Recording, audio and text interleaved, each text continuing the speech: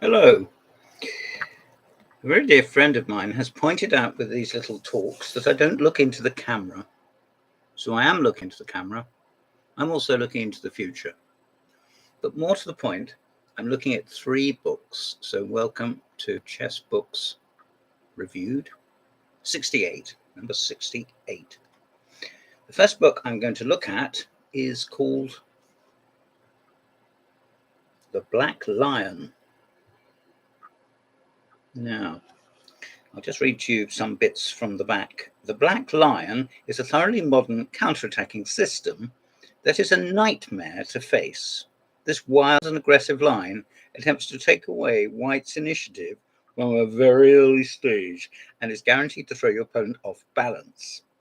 The Black Lion is essentially a contemporary and aggressive interpretation of the Philidor defense 1e4, e5, 2, knight f3, d6.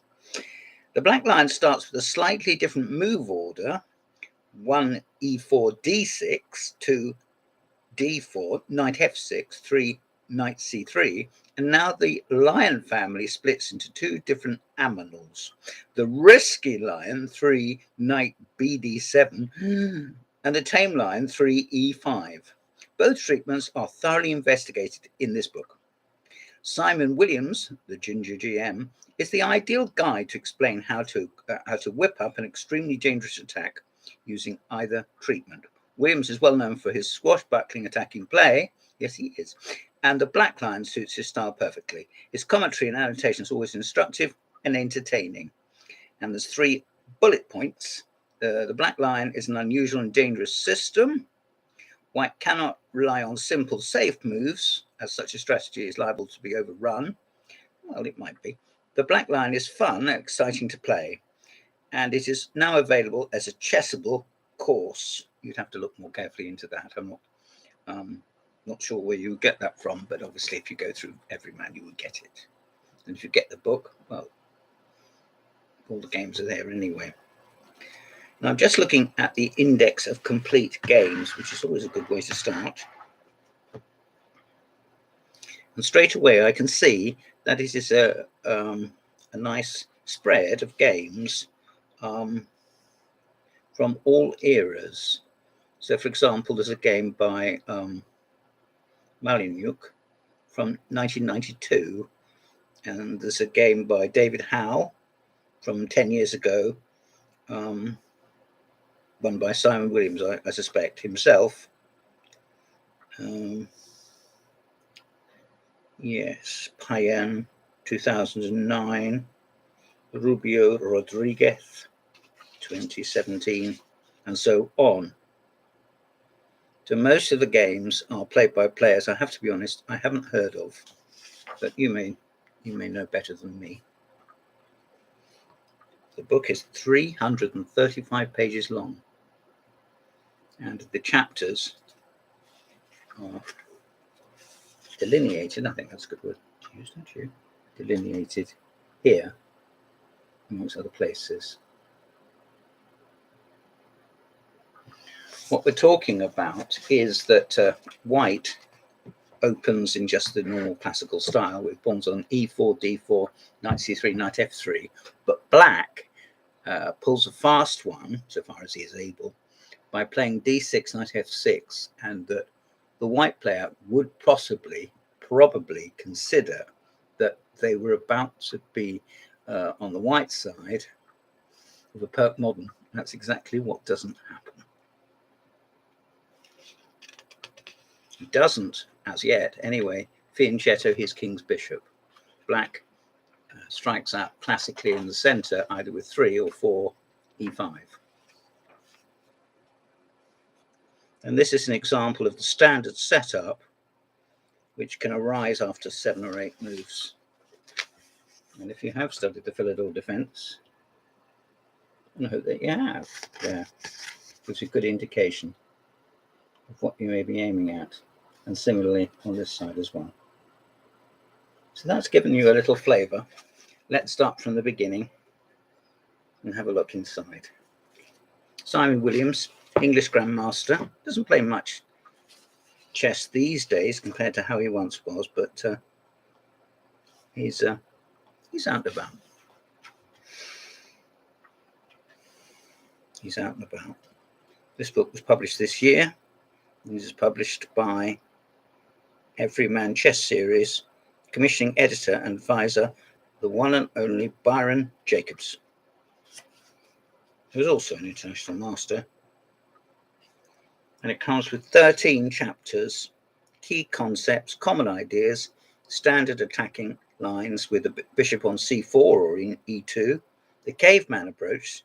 I haven't looked to see what that is, but I'd be very surprised if it wasn't pushing the h-pawn. The risky lion, allowing white to play f4, so with big presence in the center. The risky lion with 4g4. White fianchettos, the Shirov gambit. White plays bishop e3 and then plays pawn f3 to stop knight g4 and taking or hitting out the bishop.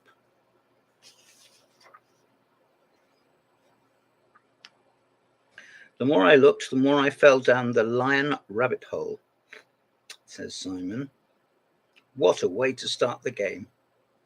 Well, those of you who've been following Beatrix Potter or even A.A. Milne will know that rabbit holes are never far from the writing of the itinerant chess master. Then I researched the opening and started to play it on a regular basis. My results were great. And the most attractive thing about the opening is that it is fun to play.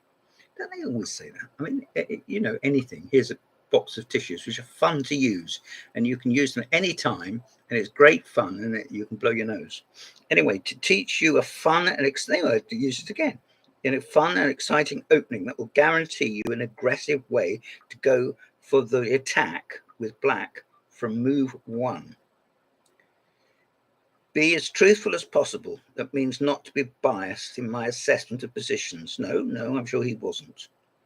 I always give the tame lion alternative suggestions. Through this update and expanded version of Chessable course, I fully hope that everyone will enjoy the journey into one of the most exciting of all openings, the Black Lion. And Simon has gone through the various opening moves in very great detail, but also very straightforwardly. So once again, here's the position that you might be anticipating getting on either color after 5 or 6 moves. There you see. The 4 knights developed, some pawns in the center. The battle lines have been drawn. That's the introduction.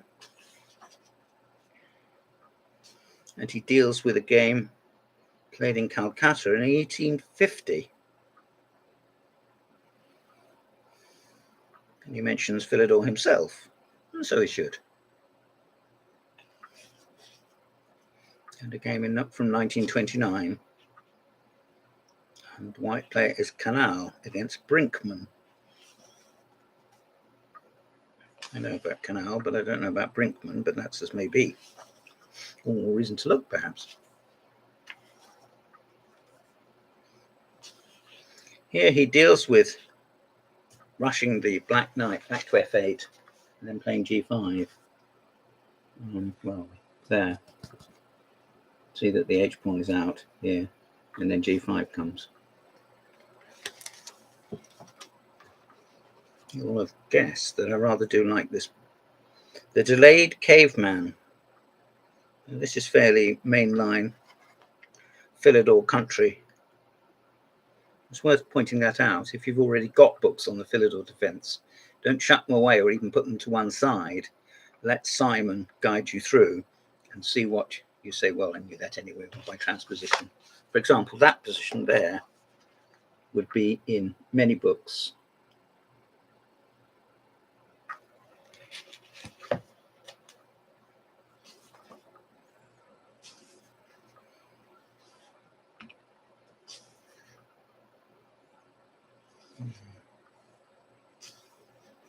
And it's nice to have these, the take of a modern grandmaster on lines which, well, Alekhine played the black side of the Philidor on occasion, so did Tartakova. I don't think probably Botvinnik did. But whether he did or whether he didn't, these are useful little things to know. And you'd be surprised how often they crop up in one form or another. There's a game here by an old student of mine. He was a student of mine when he was about 7 years old, so he's not currently a student of mine.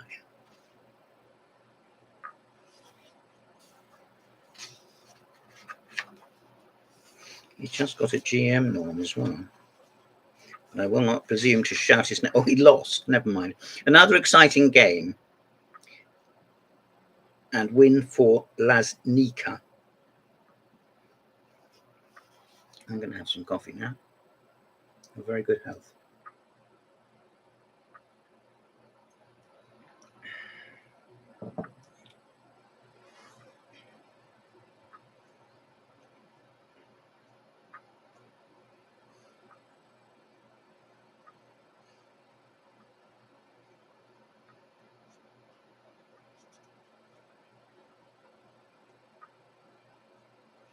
As I say, not all the games in here are played at the highest level.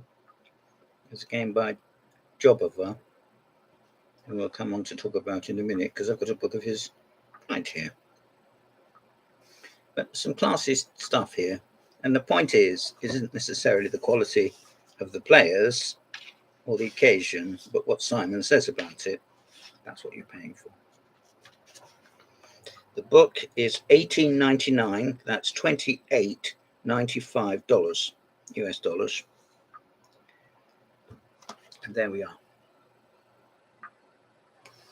Now the next book I want to look at. Oh, sorry. The next book I want to look at is the Chess BOOTCAMP Beyond the Basics. There it is. It's by someone I've never heard of, Benjamin Katz. It says Benjamin Katz is a renowned chess coach with over 20 years experience, you can't argue with that, coaching students of all ability levels throughout the United States. He's helped numerous students improve and achieve chess success.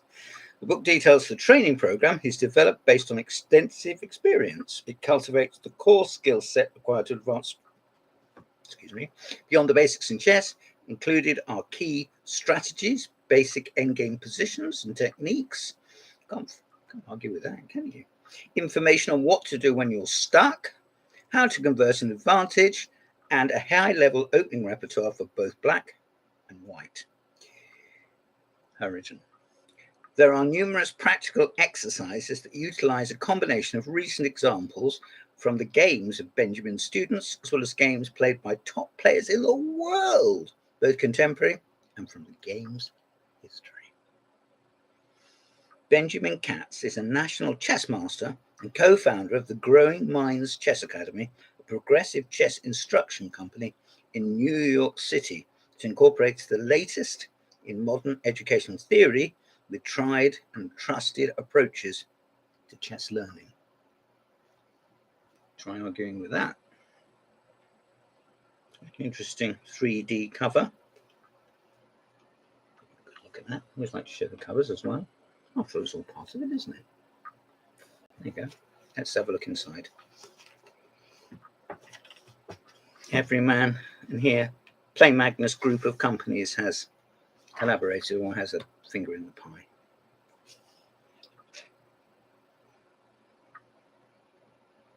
He thanks his father and his family,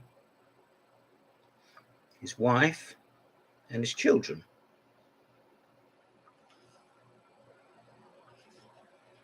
Well, that's nice. Not everyone that would bother to have done that. There's an introduction by Ben Dmitry Schneider.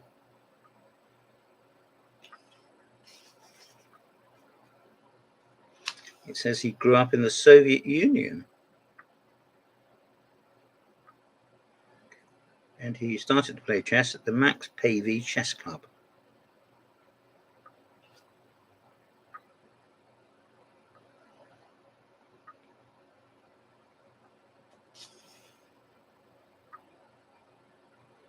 His first trainer was Jack Collins. I suppose the same could be said of Fischer. And Lombardi, Jack's former student, Grandmaster Bill Lombardi was his neighbour and often dropped by during our lessons.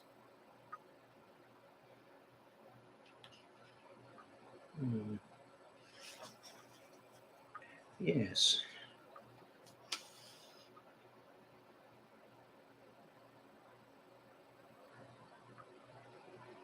Many coaches, parents, and trainers are in one of two opposing camps: either that openings are not important at all, or that they should be the entire focus of the student's study routine. I'm somewhere in the middle. Now, Mr. Benjamin Katz, I can't help thinking I don't entirely agree with that. I think these days people have these things in perspective a little better, but I could be wrong. For white, the focus will be winning against the Sicilian and one e5, so one c5 and one e5. Calculation exercise is indispensable, and he also recommends tactical training by Saras Lakadawala and chess calculation for kids and club players by Romain Edouard. I know the first book, and it's extremely good. I don't know the second, though perhaps I should. And here he deals with how to checkmate with a king and a queen against the king. Here we are. You may say you know that already, and I may say I know you know it already. It never hurts to be, do a little bit of backtracking. That is part of preparation, isn't it? How to win with a rook when you're rook up, just with rook and king against lone king. Basic tactics. Back rank mate. There's one. It's about to happen. And there's one that has happened. I've only once fallen for a back rank mate. It was in about 1977. It was painful. I became very good friends with the player who beat me and his mother. But that's not the point. I should think Mike Basman would like this book. It's nice and straightforward.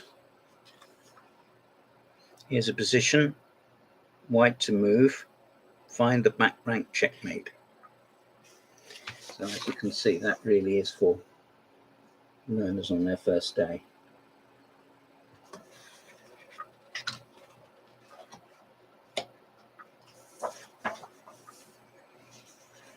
Leading with pins, dealing with blunders.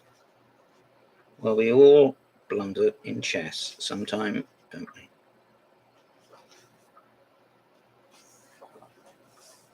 How to win an endgame when you want material up. In other words, playing having an advantage. It's an easy thing. Not an easy thing.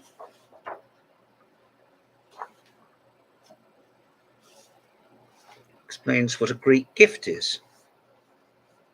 If you know classical literature, you'll know about Troy. See that? The king's driven out.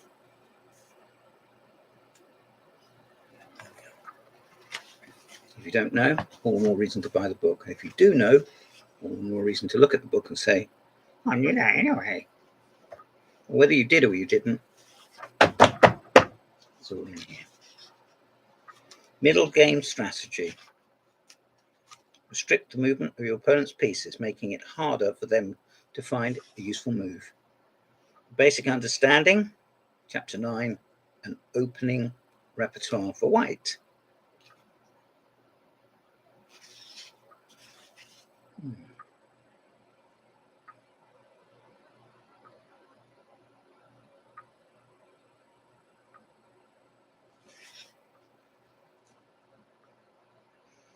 And the first opening he deals with is the Goring Gambit, which I have played off and on, mostly off recently, all my life, and I think is well worth exploring.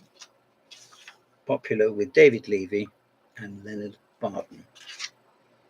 If you've neither heard of either of those players, it doesn't matter.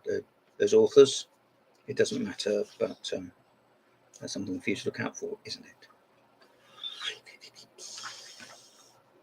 It's something about the Danish gambit and, the Moro gambit against the Sicilian.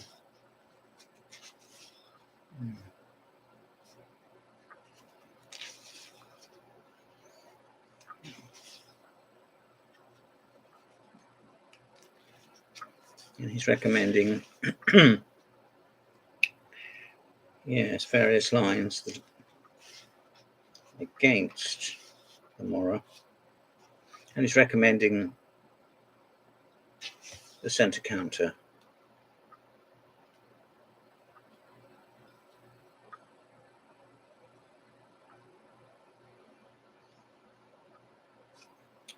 He's recommending the Portuguese variation in the centre counter. Let's look at that.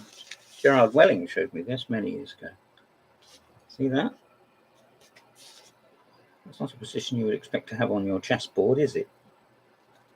White has advanced in the centre, captured a pawn, gone a pawn up, so to speak. Black has two minor pieces developed. And his fangs are dripping with blood. Really done. Useful to have that outlined. It's not in every book, particularly the older ones. So try and remember that, the Portuguese variation of the centre counter. You may know that as the Scandinavian defence. But what you will not know is whether your opponent knows it or not. So assume that he will know it, have seen it before, and will not be frightened to death, but will take a bit of clock time to sort himself out. And don't spend it walking around like I used to do or rushing into the loo. Sit there and ponder and enjoy the game. Why not? Why not? And it gives all the solutions to the problems at the back. And the book is a glorious 351 pages. There it is again. Chess Bootcamp. Beyond the Basics. And the last book I'm going to look at is a pretty neat cover, doesn't it? And there you are. Again, this is by the same gentleman.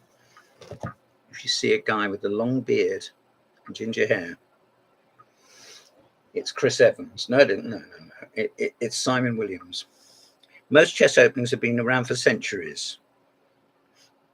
The first chess book was written in 1561. He's right. Not so the Jobava system. This is thoroughly modern opening. This only achieved prominence in the last decade or so. It's named after the Georgian chess visionary Badur Jobava, a highly imaginative and creative grandmaster. I'm sure he's right in what he says, though, to be honest, I didn't know that. I've heard of him, but not beyond that point.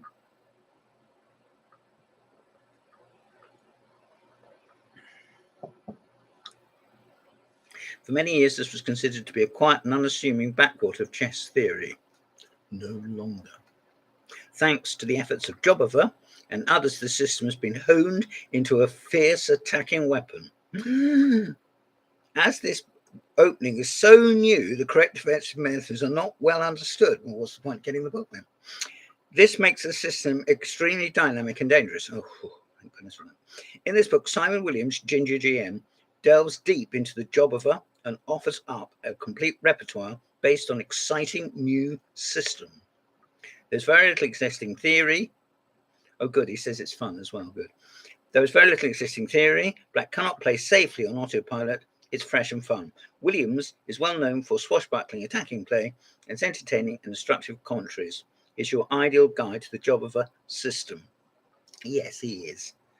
Simon, this book is $18.99 or $28.95, nearly $29, and is published by, as is everything else I've shown you today, Every Man. Let's have a quick look through here, and it will be a quick look too. Talks about other books he's written, some of which, like The Eye in English, I would recommend very, very strongly. Good luck with your adventures with the Jobava London system. That's sort of the full name they've given it. My good friend and leading Jobava London aficionado Blair Connell kindly shared plenty of his own analysis. We thank Richard Palliser and Byron Jacobs for their efforts. Those are the publishers, aren't they? Richard Palliser is also the editor of Chess, the magazine. Common ideas for white. The knight jumps to b5 and attacks c7 in conjunction with the bishop on f4. How's that for a double act? Not since the two Ronnies.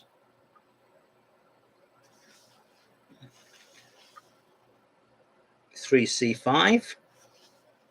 Just showing that. I'm told I don't hold these still enough or long enough. I'm also told by Mr. Brendan O'Gorman that I don't look at the camera. I'm surprised with a face like mine.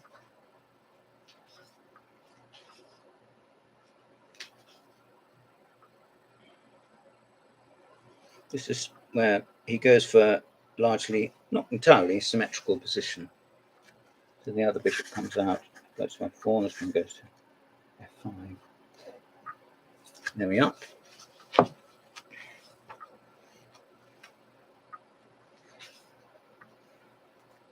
Now there's a position to go to bed with. Wow, look at that. I'm not saying it's good for white. Look at the pawns on the king side. Look at that. That's what's known as what A.H. Williams used to call leading with your chin. If you know anything about Welsh chess, or know anything about boxing, and I know about Welsh chess, but not boxing, leading with your chin. Now, there's a game between David Howe and someone called G. Kasparov. Never heard of either of them. The game was played in Croatia in 2017.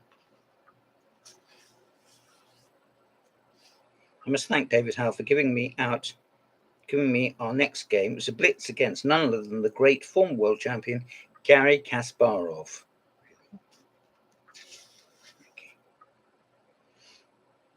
A fabulous win for David and great demonstration of the wealth of possibilities which can arise from the Jobava London.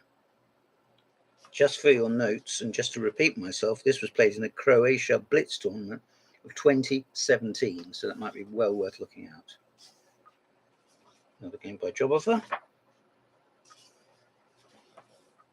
If I'm not pronouncing that correctly and it's Jobova or whatever, I'm sorry, but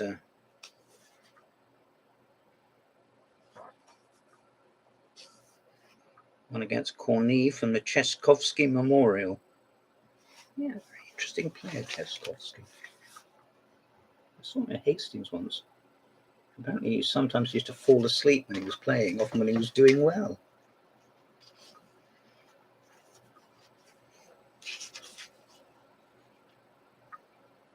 It came from the World Blitz against Tissire. If you want to know about modern chess, all three of the books I've shown tonight are good places to start. Obviously, the BOOTCAMP one is for learners and teachers. But even if you aren't intending to play some of these systems, a few hours looking through these books, possibly with friends and club, or at work, or what you will, be time well spent. Particularly if your results haven't been too good recently. I play Blitz online. I don't play in tournaments anymore. And just to give yourself a little time and look through some books and find out not just all the good things, but all the things that happen along the way. It's not all good victories. Believe you me, some of the greatest grandmasters have got some very, very bad moves after their names. And I'm not just saying that. If you look at the explanation given, look at that. That's not just wordy. That's just not purple prose, nor is it just stuff spewed out of Informator or a computer. That's explanation. That's sympathy and empathy from Simon Williams. No more could be expected of the English Grandmaster.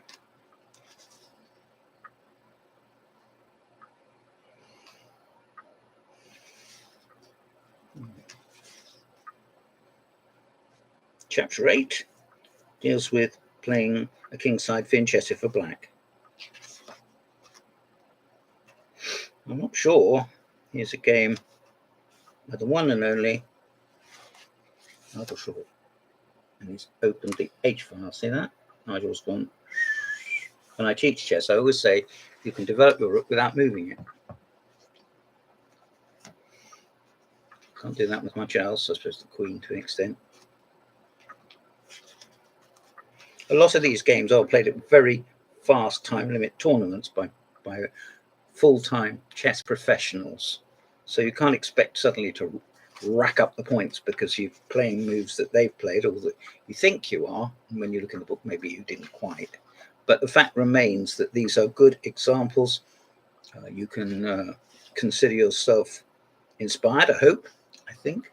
Or you can just enjoy yourself looking through, as I say, at your chess club, at home, online, with mates, whatever.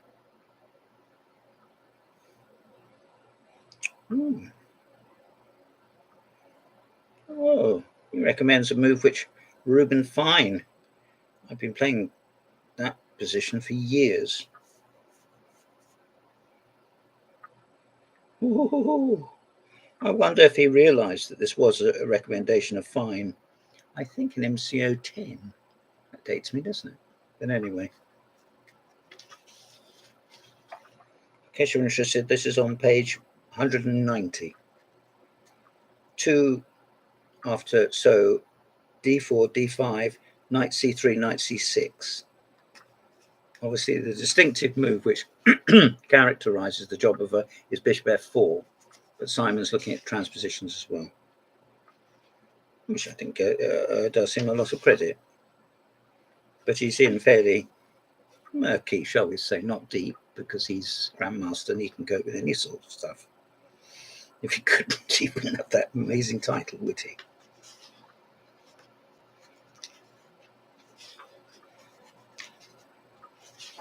Believe you me, you don't become a Grandmaster by sitting at home worrying yourself half to death.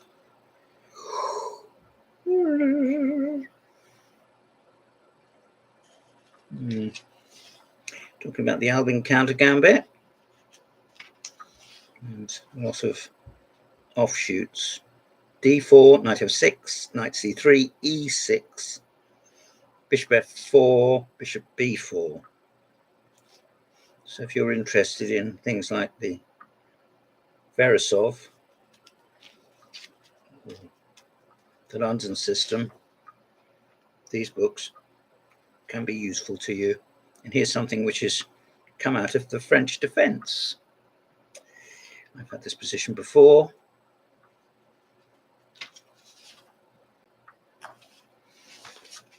You wouldn't expect to see that, would you? Want an e6 and d5, and this knight come back to e2. And it's not the king knight. He's going right, and he chucks the pawns for all he's worth.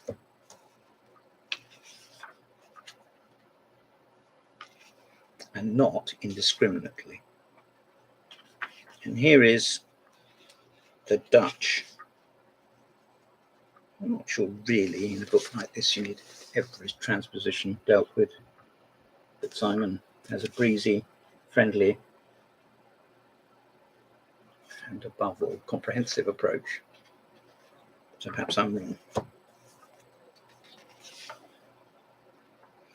And even if I am, I'm enjoying myself looking through, and perhaps that's as important as anything.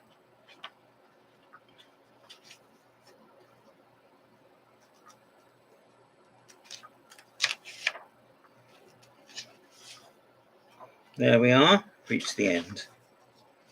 Well, this has been a breakneck coverage of an interesting system, and it's got an index of complete games, not too many, but a whole page full. And to read all through this could take you many weeks, not months. I think you could assimilate this, particularly if you've had a bit of playing experience using it. Well, there we are. This has been Chess Books 65, I think. I always get the number wrong, but I think it's Chess Book 65. And all three of these books are Everyman Publications.